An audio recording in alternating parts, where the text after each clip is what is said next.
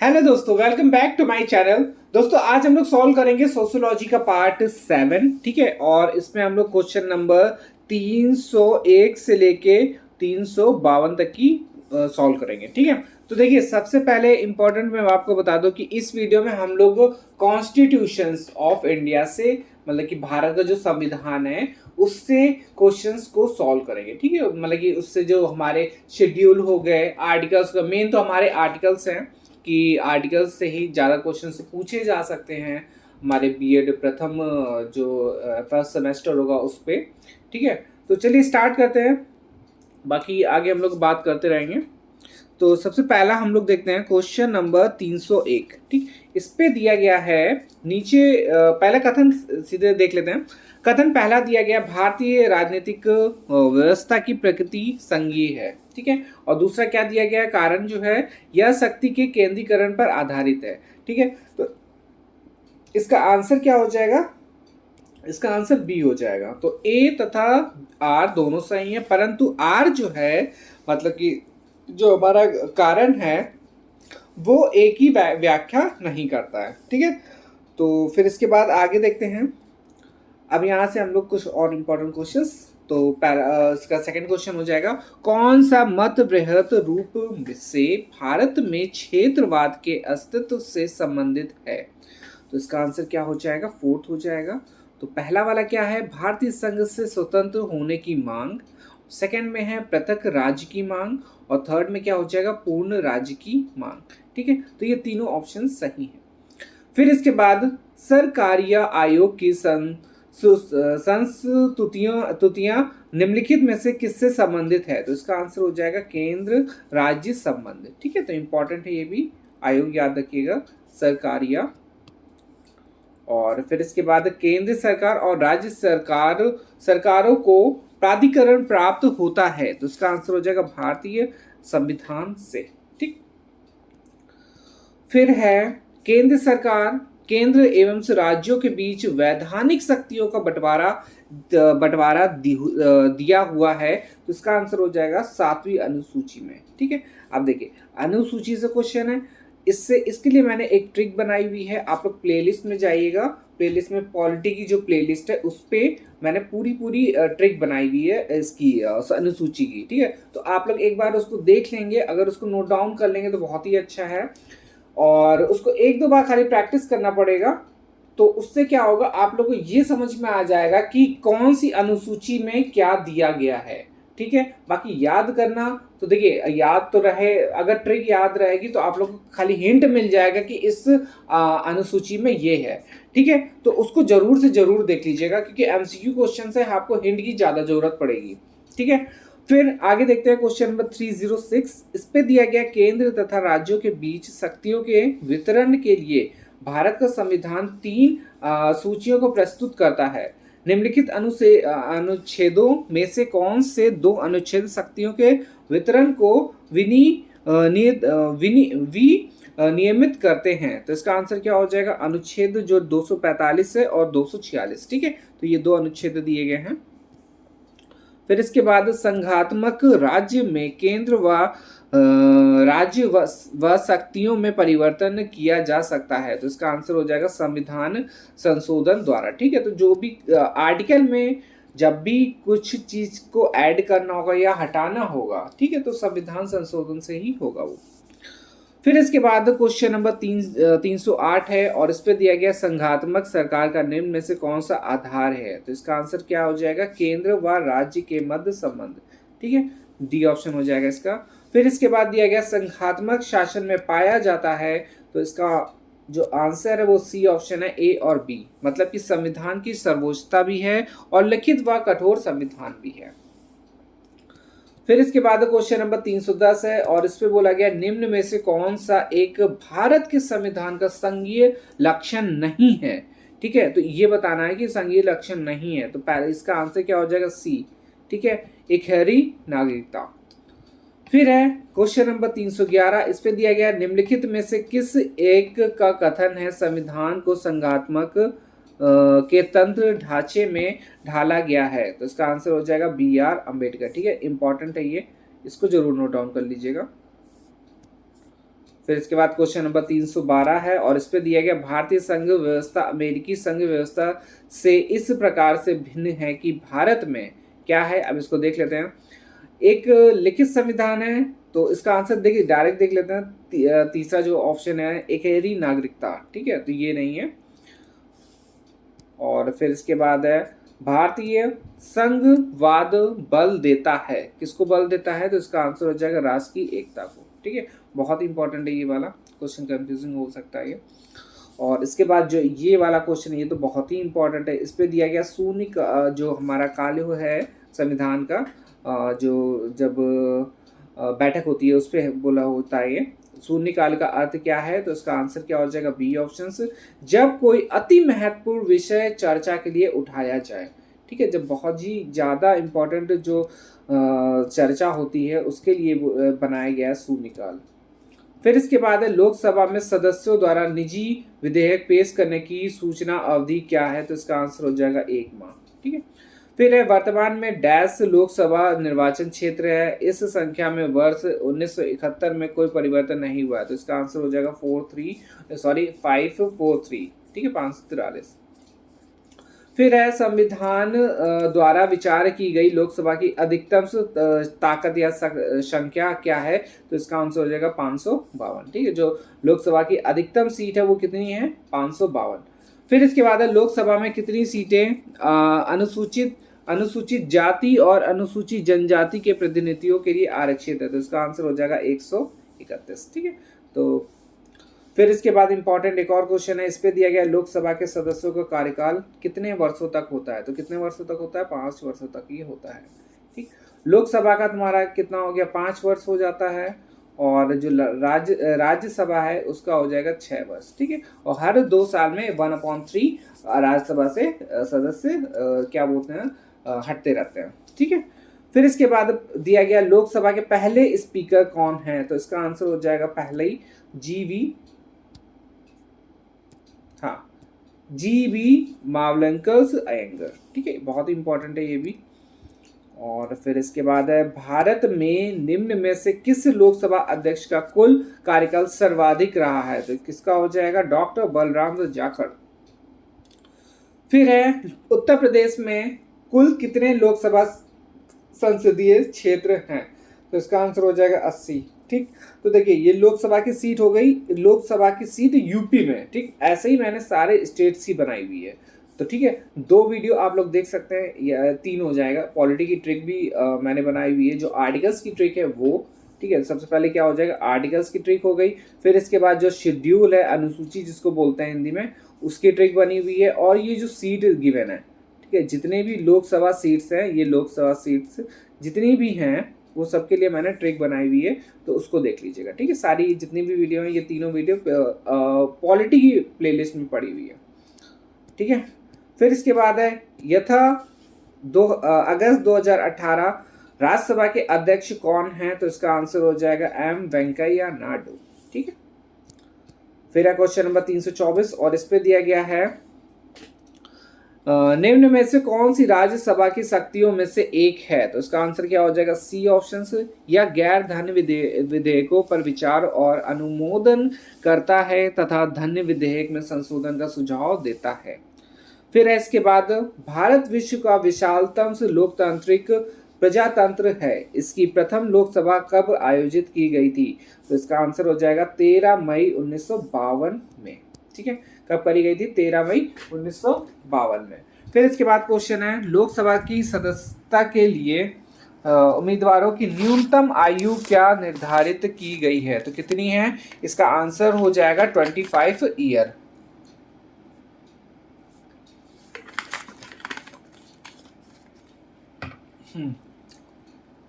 लोकसभा की हो जाएगी 25 ईयर, और जो राज्यसभा की है, राज्यसभा की जो सदस्यों की एज है वो कितनी हो जाएगी, 30 ईयर, ठीक है।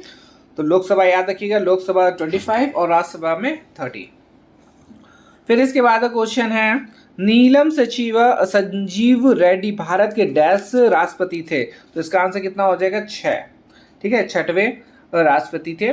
तो राष्ट्रपति की पूरी लिस्ट देख लीजिएगा आप लोग कि कौन से क्रम में कौन से राष्ट्रपति थे, ठीक है। फिर इसके बाद क्वेश्चन नंबर 328 है और इस पे बोला गया भारत के राष्ट्रपति द्वारा चरित्र को बदले बिना सजा की मात्रा को कम करना अनुच्छेद 72 को डैश कहा जाता है। तो इसका आंसर हो जाएगा क्षमादान। ठीक है, तो क्षमादान कहा जाता है उसको। फिर है श्री रामनाथ कोविंद भारत के डैश से राष्ट्रपति हैं। तो इसका आंसर हो जाएगा 14। ठीक है, 14 नंबर के राष्ट्रपति हैं ये। और फिर इसके बाद रामनाथ कोविंद या श्री रामनाथ कोविंद को वर्ष 2017 में भारत के डैश राष्ट्रपति के रूप में चुना गया था। तो इसका आंसर हो जाएगा 14। ठीक है, बी ऑप्शन है इसका। और फिर है भारत के राष्ट्रपति का कार्यकाल कितने वर्ष का होता है। तो इसका आंसर हो जाएगा 5 वर्ष। ठीक है, तो देखिए 2 का हो गया। एक तो लोकसभा के सदस्यों का कार्यकाल कितना होता है, 5 वर्ष होता है। और फिर इसके बाद राष्ट्रपति के कार्यकाल कितना हो जाएगा, 5 वर्ष हो जाएगा। फिर इसके बाद क्वेश्चन दिया गया है, पहले में दिया गया राष्ट्रपति, दूसरे में उपराष्ट्रपति, तीसरे में दिया गया राज्यसभा के सभी सदस्य। और इसे बताना है कि उपयुक्त में से कौन सा अनुपातित प्रतिनिधित्व प्रणाली के नियमानुसार एकल संक्रमणीय के मत के माध्यम से गुप्त मत द्वारा किए गए मतदान से चुना जा सकता है। तो इसका आंसर हो जाएगा केवल आ और खा, मतलब कि केवल राष्ट्रपति और उपराष्ट्रपति का जो चुनाव होता है गुप्त मत द्वारा होगा। फिर इसके बाद क्वेश्चन दिया गया भारत का निम्नलिखित में से कौन सा राष्ट्रपति निर्विरोध निर्वाचित हुआ था। तो इसका आंसर हो जाएगा नीलम संजीव रेड्डी है। और फिर इसके बाद 334 क्वेश्चन नंबर है और इसमें बोला गया है किस भारतीय राष्ट्रपति ने आयरिश स्वतंत्रता संग्राम में भाग लिया और इसके लिए जेल भी गए। तो इसका आंसर क्या हो जाएगा, वी गिरी। ठीक है, तो याद रखिएगा आयरिश स्वतंत्रता संग्राम, ठीक है, इसमें भाग लिया और वो जेल भी गए, वी गिरी। फिर इसके बाद है राज्यसभा की विशेष शक्ति का आशय का प्रस्ताव अपनाकर संविधान के अनुच्छेद डैश में दिया गया है कि वह राज्य में सूची में शामिल किसी भी मामले में के संबंध में कानून बनाने के लिए संसद को सशक्त बना सके। तो इसका आंसर क्या हो जाएगा, 249। ठीक है, तो अनुच्छेद नंबर 249 में ये सब बोला गया है। फिर इसके बाद क्वेश्चन नंबर 336 है और इस पे दिया गया है कि अनुच्छेद डैश के प्रावधानों के तहत लोकसभा और राज्यसभा में संयुक्त बैठक, मोस्ट इंपॉर्टेंट क्वेश्चन है ये, संयुक्त बैठक को राष्ट्रपति द्वारा बुलाया जा सकता है। तो इसका आंसर हो जाएगा अनुच्छेद 108। ठीक है, अब देखिए इस पे क्या क्या इंपॉर्टेंट है वो देख लेते हैं। सबसे पहले अनुच्छेद देख लीजिए। अब अनुच्छेद में बोला जा सकता है कि 108 अनुच्छेद में क्या दिया गया है, तो दिया गया है संयुक्त बैठक। ठीक है, अब संयुक्त बैठक किसकी होगी, लोकसभा और राज्यसभा की। ठीक है, और कौन बुलाएगा, तो राष्ट्रपति द्वारा बुलाया जा सकता है। ठीक है, तो ये कुछ इंपॉर्टेंट क्वेश्चन से इसी से बन जाएंगे कि अगर जैसे कि सपोज कर लेंगे इस पे तो अनुच्छेद पूछ लिया गया। नेक्स्ट क्वेश्चन में ये पूछा जाता है कि लोकसभा और राज्यसभा के संयुक्त बैठक मतलब कि अनुच्छेद दे देगा और क्वेश्चन ये पूछ लेगा। ठीक है, फिर इसके बाद दूसरा क्वेश्चन ये भी हो सकता है कि किसके द्वारा बुलाया जा सकता है। तो क्या हो जाएगा इसका आंसर, राष्ट्रपति के द्वारा बुलाया जा सकता है। ठीक है, फिर इसके बाद एक और क्वेश्चन है, ये भी इंपॉर्टेंट है, क्वेश्चन रिपीट भी आते रहते हैं मतलब एग्जाम में। इस पे बोला गया है लोकसभा में मत करने पर टाई। ठीक है, मतलब कि जब बराबर हो जाने की स्थिति पे के पास वोट डालने का अधिकार है। ठीक है, जब भी ये मतदान बराबर हो जाएगा तो उस पर क्या है, फिर लोकसभा का जो स्पीकर होता है वो जो फाइनल मत देगा। ठीक है, और जिसको मत देगा वो फिर पास हो जाएगा। फिर इसके बाद क्वेश्चन नंबर दिया गया है 338 में भारत के पहले प्रधानमंत्री पंडित जवाहरलाल नेहरू ने 14 अगस्त 1947 की मध्य रात्रि को नियति से बाद ट्रस्ट विद डेस्टिनी शीर्षक भाषण कहाँ से दिया। तो इसका आंसर हो जाएगा संसद संविधान सभा से। ठीक है, फिर आगे देखते हैं इनमें से कौन सा भारत का कार्यवाहक राष्ट्रपति नहीं है। तो इसका आंसर हो जाएगा बी ऑप्शन से डॉक्टर जाकिर हुसैन। फिर है भारत में राष्ट्रपति अपना कार्यकाल पूरा होने से पहले अपना त्यागपत्र किसको सौंपेगा। तो इसका आंसर हो जाएगा बी ऑप्शन उपराष्ट्रपति को। ठीक है, नेक्स्ट है क्वेश्चन नंबर 341। इस पे बोला गया अनुसूचित जनजाति के संरक्षण के लिए एक क्षेत्र को अनुसूचित क्षेत्र के रूप में घोषित करने की शक्ति किसके पास है। तो इसका आंसर हो जाएगा बी। ठीक है, राष्ट्रपति के पास, क्योंकि जो साइन होता है लास्ट में, साइन कौन करता है, राष्ट्रपति करता है। ठीक है, फिर है राष्ट्रपति द्वारा राज्यसभा में कितने सदस्यों को नामित किया जा सकता है, तो इसका आंसर हो जाएगा 12। ठीक है, तो याद रखिएगा राज्यसभा में कितना हो जाएगा 12, और लोकसभा में अगर पूछता है तो 2। फिर इसके बाद क्वेश्चन है 42वें संविधान संशोधन के माध्यम से भारतीय संविधान में कितने मौलिक कर्तव्य सम्मिलित किए गए थे। याद रखिएगा थे बोला गया है, तो इसका आंसर क्या हो जाएगा 10। ठीक है, अगर यहाँ पे है बोलता, जैसे कि नेक्स्ट क्वेश्चन में दिया गया है, मार्च 2019 तक उपलब्ध जानकारी के अनुसार भारतीय संविधान में कितने मौलिक कर्तव्य हैं, तो इसका आंसर क्या हो जाएगा 11। ठीक है, बाद में एक जोड़ा गया था, और वो जोड़ा कौन सा गया ये देख लीजिए, यहाँ पे दिया गया क्वेश्चन भी है वो। मौलिक कर्तव्यों से संबंधित अनुच्छेद 51 है। ठीक है, अनुच्छेद कौन सा 51 एक जोड़ा गया है, को किस संविधान संशोधन के द्वारा शामिल किया गया है, तो इसका आंसर हो जाएगा 42वें संविधान संशोधन द्वारा। ठीक है, तो 3 इस पे से देखिए क्वेश्चन है। पहला दिया गया है कि इस पे क्या है, पहला क्वेश्चन हो जाएगा कि 42वें संविधान संशोधन के माध्यम से संविधान में सभा में कितने मौलिक कर्तव्य शामिल किए गए थे, तो इसका आंसर हो जाएगा 10। और फिर इसके बाद 2019 तक की कितना हो जाएगा 11, और जो ऐड करा गया है वो कौन सा है, अनुच्छेद 51 है। ठीक है, और कौन सा संविधान संशोधन, 42वें संविधान संशोधन द्वारा। फिर इसके बाद क्वेश्चन है भारतीय संविधान में कितने मूल कर्तव्य दिए गए हैं, तो इसका आंसर हो जाएगा 11। ठीक है, अब यहाँ पे देख लीजिए क्या पूछा गया, दिए गए हैं। अगर यहाँ पे था होता तो क्या हो जाता 10 हो जाएगा, बट यहाँ पे दिए गए हैं पूछ लिया, मतलब प्रेजेंट टाइम क्या है, तो आंसर क्या हो जाएगा 11। फिर इसके बाद क्वेश्चन है निम्नलिखित में से कौन सी समिति ने मूल कर्तव्यों को संविधान में सम्मिलित करने का सुझाव दिया, तो इसका आंसर हो जाएगा स्वर्ण सिंह समिति। ठीक है, ट्रिपल एस मान सकते हैं, ट्रिपल एस समिति, स्वर्ण सिंह और समिति। फिर है निम्न में से किस एक की संतुति के आधार पर मूल्य कर्तव्यों से संबंधित प्रावधानों को भारत के संविधान में जोड़ा गया था, तो इसका आंसर हो जाएगा स्वर्ण, ये देखिए अभी पहले ही यह क्वेश्चन कर चुके, स्वर्ण सिंह समिति के द्वारा जोड़ा गया है। ठीक है, तो ट्रिपल एस बोल सकते हैं उसको। फिर है क्वेश्चन संविधान, भारतीय संविधान के अंतर्गत निम्नलिखित में से कौन सा एक मौलिक कर्तव्य नहीं है, तो इसका आंसर हो जाएगा लोक चुनाव में वोट डालना, ये एक मौलिक कर्तव्य नहीं है।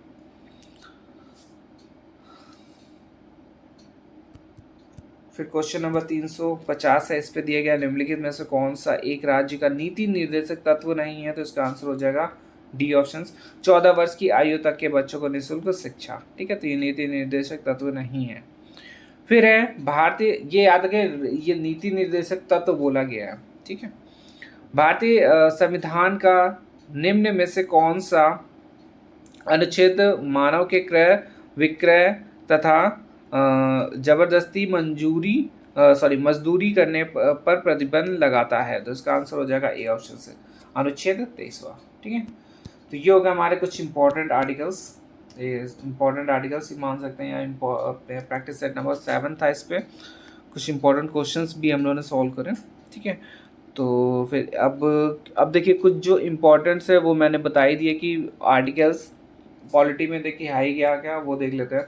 सबसे पहले तो हमारा शेड्यूल हो गया। ठीक है, शेड्यूल हमारे कितने हैं 12 हैं। फिर आर्टिकल्स अगर पूछता है तो हमारे आर्टिकल्स कितने हैं 395 हैं। ठीक है, और अगर पार्ट के लिए पूछता है तो हमारा पार्ट कितने हैं 22 है। तो ये तो बेसिक हो गया। फिर इसके बाद अनुच्छेद, जो हमारे जो इम्पोर्टेंट अनुच्छेद हैं तो उसको आप लोग मान सकते हैं कि 1 से लेके 51। ठीक है, तो ये तो सबसे ज़्यादा इम्पोर्टेंट है, इससे हमारे क्वेश्चन से बहुत बहुत बहुत पूछे जाएंगे।